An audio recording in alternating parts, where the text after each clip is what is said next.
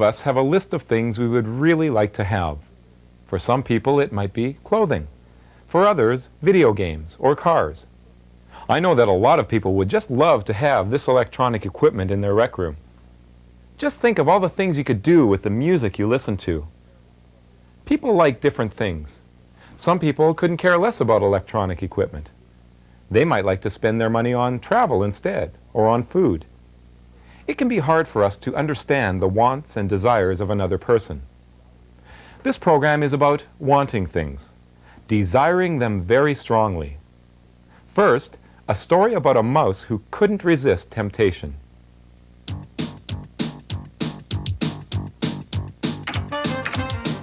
Once upon a time, a woman had 3 mice in her house. The mice got along very well with each other.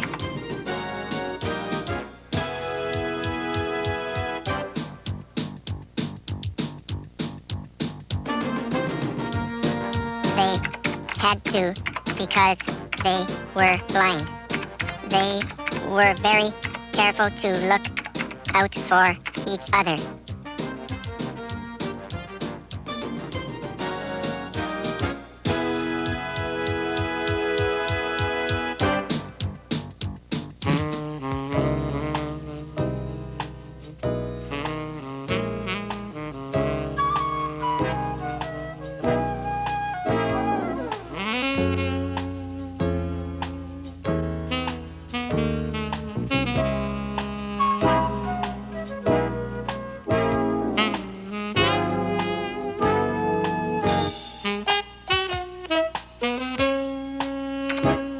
One day, their cousin came to visit them from the city.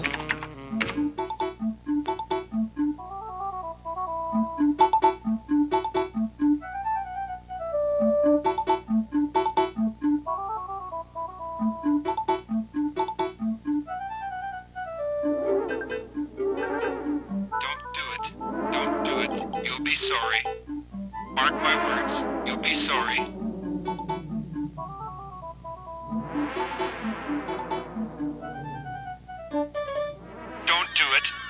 Don't do it.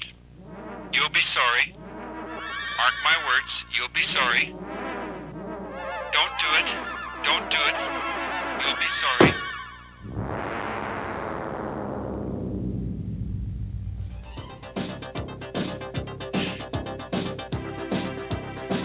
Unfortunately, he was one little mouse who could resist everything except temptation. We'll be back after this.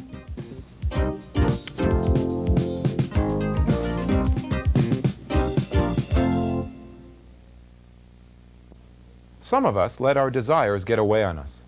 They become so strong that we end up living in torment trying to control them, or deal with the guilt that comes from giving in to them.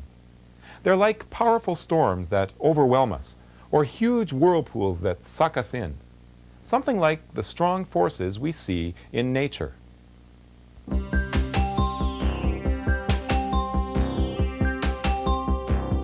Oceans are beautiful. It's fun to play on the beach or in the waves as they come rolling in. But the ocean can become very ugly too, even devastating.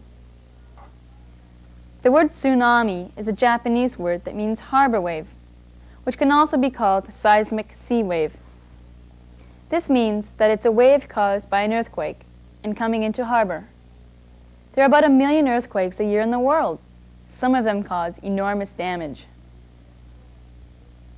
An earthquake happens when 2 huge layers of the Earth's crust shift.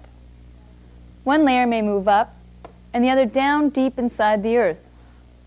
This giant push causes the Earth's surface, where you and I live, to shake and break up. When these vibrations hit the ocean, they make big, strong waves. The deeper the ocean where the earthquake is, the bigger the wave will be. Here's a story that actually happened. In 1960, there were several earthquakes in Chile in South America. They triggered a tsunami. A tsunami is not one wave alone. There are about 10 waves that go out in intervals of 5 to 90 minutes. The biggest wave is the third or the fourth wave. When the waves left the Chilean coast, they're only about a meter tall. They traveled at a tremendous speed, 680 kilometers per hour. That's as fast as an airplane. The waves were 160 kilometers apart, and they spread across the entire ocean. In 14 or 15 hours, they hit California and then Hawaii. 4 waves crashed within an hour, the tallest being almost as high as a house. Can you imagine what waves like that could do? They picked out buildings and threw them across the street. Waves 2 meters high hit British Columbia after traveling 17 hours. The tallest wave to hit Japan was as high as a 2-story building. Can you imagine a wave that big coming at you? The reason that tsunami turns out to be as destructive as it is that it runs along as a lower wave in deeper water. As it nears the shoreline, the ocean floor pushes it up to make it taller. 28 hours after leaving Chile, the tsunami formed a whirlpool off the Philippines. It swallowed 9 fishermen with their boat. This is another destructive force of the ocean. It's the kind of thing that happens when you drain your sink. In the ocean, 2 currents move against each other in opposite directions. A curve is forced into one of the currents, getting bigger and bigger, until finally the water moves in a circle. This circulating water eventually breaks off and moves on its own. There is a whirlpool off the coast of Norway, which is 4 kilometers wide. It would take about 1 hour to walk across if you could. If ships or fishing boats get too close to it, they are sucked down into the bottom of the whirlpool. So you see that the ocean is very powerful. Getting away from a harbor wave or out of a whirlpool can be almost impossible. Even the most gentle life story has elements of desire in it. A Canadian girl who knows the story of Anne of Green Gables retells the story in her own words and shows how the main characters wanted certain things to work out for them in day-to-day living.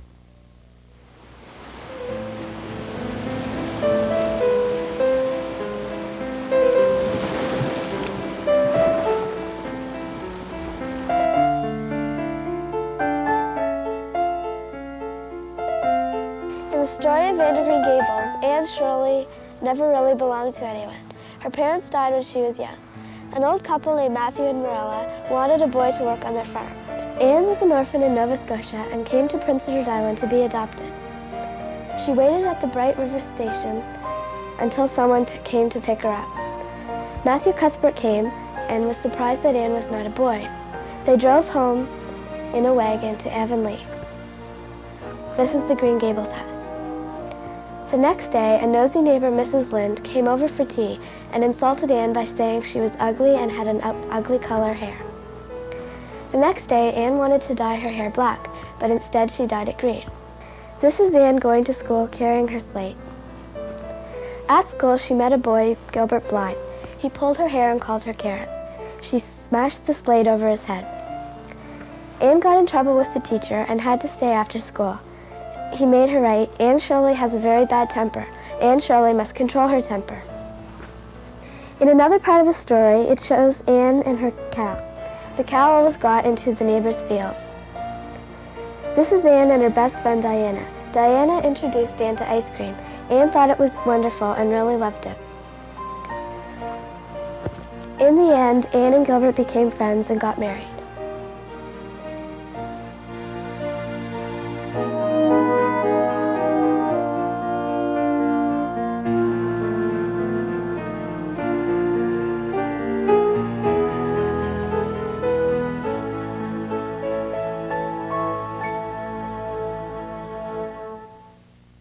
We'll be back after this.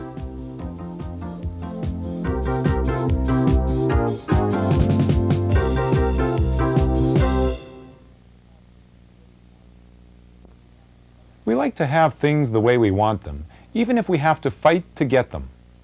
Giving in is hard, but it can be done.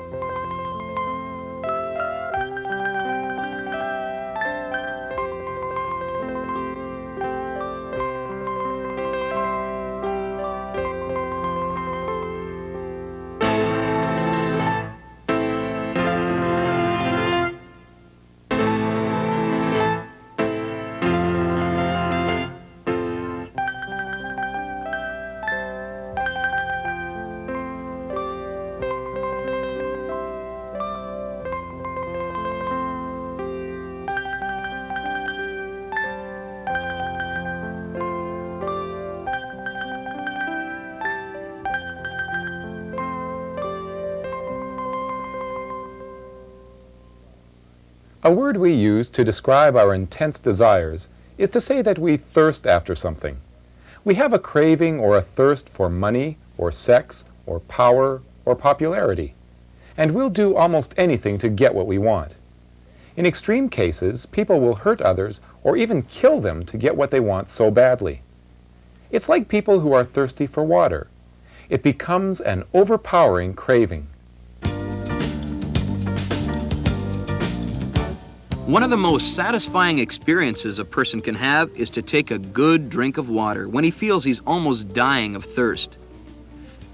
Your feeling of thirst begins in the cells of your body, which are made up mainly of water. So obviously your body needs to have water constantly. If for some reason the fluids in your circulation system suddenly drop off, a message speeds to your brain telling you to drink. This is what happens when you perspire a lot during a game. Or, more seriously, when you're cut badly in an accident and you lose a lot of blood. All the blood in you is filtered through your kidneys. If for some reason the amount of blood in your system drops suddenly, your kidneys sense this and release a chemical which sends the information to the brain, which in turn tells you that you are thirsty. You also become thirsty when the concentration of salt increases in the fluid compartments in your body. Special cells in your brain detect this increase and let you know that you need something to drink. When you exercise, your body temperature increases and you sweat. This cools the body, but it also takes water from the blood. With less water, the concentration of salt in your blood becomes higher. Again, this high concentration of salt excites your salt-sensing cells, and you begin to look around for the closest pop machine. But how do you know when to stop drinking? When your body's had enough. Obviously, you stop drinking before the water you've drunk is absorbed from the stomach into the bloodstream. Scientists say that we seem to have a metering mechanism in our mouths that somehow measures when we've had enough. But they feel that the main signal to stop drinking comes from the stomach. When the stomach becomes full of water, it expands from the pressure inside and sends a full signal to the brain. One researcher suggests that the reason cold water satisfies thirst more quickly than warm water is that cold water moves out of the stomach much more slowly than warm water does. The cold water, remaining in the stomach longer, gives a clearer, full signal to the brain. Really, you could say that the parts of the body talk to each other. When the needs are great, they kind of scream at each other, "I need water," or "Hold it, that's enough." They can make you feel very miserable when they need water, and of course, very happy when you've had a satisfying drink. The Bible is the most important book we can turn to when we want to find the truth. In many places, it tells the story of people's lives and how they managed with their problems. Someone in the Bible who gave in to temptation is King David. The Bible tells how he was tempted, gave in, but then also how he was sorry to God for the wrong he did. David was a good king who lived in Bible times. He almost always did what God wanted him to do. But one night he slipped up. Joab, the man in charge of the king's army, was out laying siege to a city. David was safely at home. One evening he was unable to sleep, so he went for a stroll on the roof of the palace. As he was admiring the beautiful view of the city, he saw something else that was very beautiful. It was the wife of one of his most faithful soldiers. Because he was the king, he could do whatever he wanted, and he asked for her to come and spend the night with him. Sometime later, the woman, whose name was Bathsheba, sent a sobering message to the king. "I'm pregnant," it said. Then David did a very cruel thing. He sent a message to Joab, the captain of the army, to have this woman's husband lead an attack on the most dangerous part of the city where he would most certainly be killed. And that's what happened. A messenger came back to King David with the words he wanted to hear. The loyal soldier is dead, killed in battle. After the widow completed her time of mourning, the king took her as his wife, and eventually the baby was born. But the story was far from finished. A minister named Nathan made an appointment with the king. He approached the king's problem carefully by telling a story. There were once two men living in a city. One was very rich with large flocks of sheep and herds of goats, and the other was poor with no animals except a single little lamb that he was able to buy.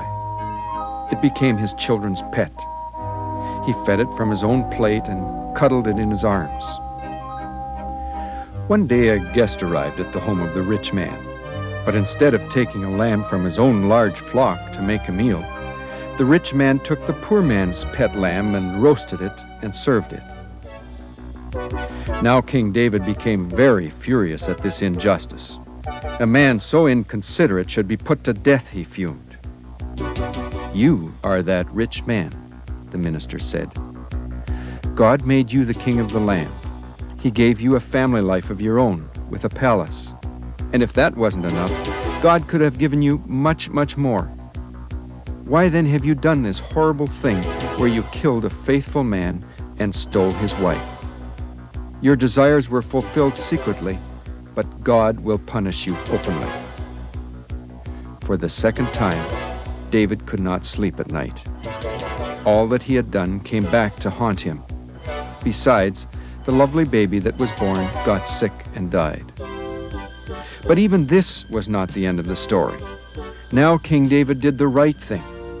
He was broken up about what had happened. He openly admitted, "I have sinned before God.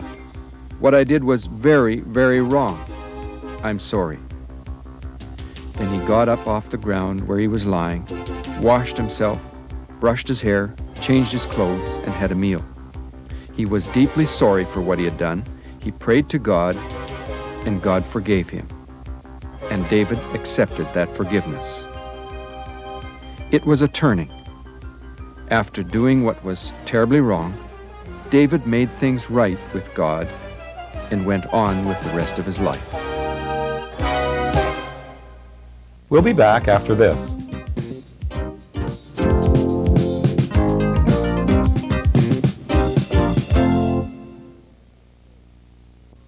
We'd like to hear from you at the third story.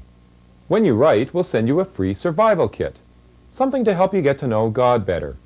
It includes a poster with Bible verses on it, a Bible study book, with a book of the Bible, a book of cartoons and stories, and a helpful book of Bible verses for the whole family. Write for your free kit to The Third Story, Box 2, Station F, Winnipeg, Manitoba. That's The Third Story, Box 2, Station F, Winnipeg, Manitoba. We'll be waiting to hear from you.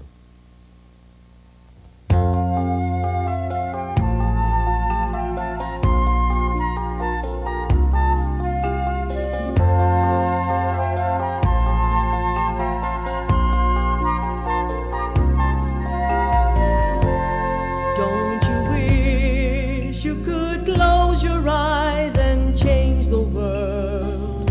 Make a wish and have your dreams come true.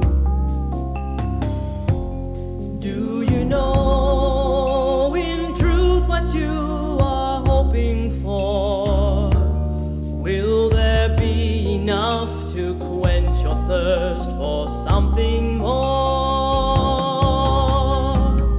Waiting, watching, craving for a better day, when your troubles will melt away.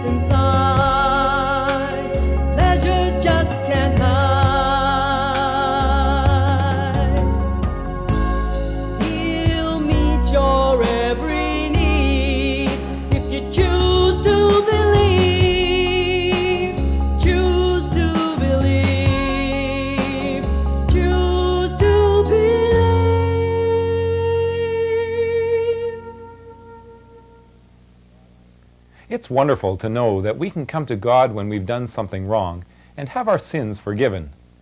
God's Son Jesus died to take the punishment for us. All we have to do is accept His death for ourselves and ask Him to come into our lives and change us. God is just a crutch for the paranoid and such, those who can't accept the way they are. If that's really true, then I'm nothing but a fool, 'cause you know I'm one who's leaning hard. Still the game goes on. Worked so hard and now I'm growing old. Am I a slave to my genetic code? Have I been running down a dead-end road?